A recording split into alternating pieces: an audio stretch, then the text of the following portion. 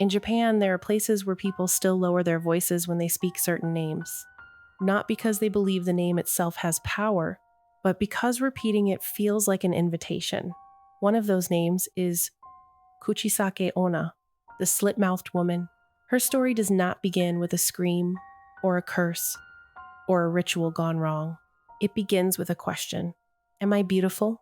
If you hear it at night, on a quiet street, near a schoolyard, or at the edge of a residential neighborhood, the answer you give may not matter, because the question is not meant to be answered. It is meant to mark you. Most legends evolve over centuries, changing shape as they pass from generation to generation. Kuchisake-onna is different.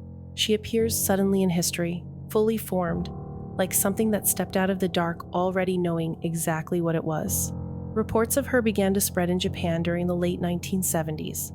Not as folklore, not as rumor, but as sightings. Children walking home from school described a tall woman wearing a surgical mask. She was well-dressed, quiet, polite. She would stop them and ask, calmly, almost kindly, "Watashi kirei? Am I beautiful?" At first, people laughed it off.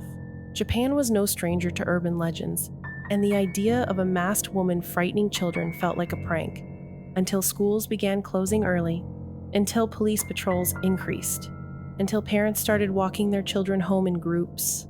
Something about the story spread too fast, too consistently, and too widely to be dismissed as imagination. And the details never changed. The woman always wore a mask. She always carried a bladed object, scissors, a knife, sometimes a sickle, and if the victim answered incorrectly, she would remove the mask. Her mouth, they said, was split from ear to ear,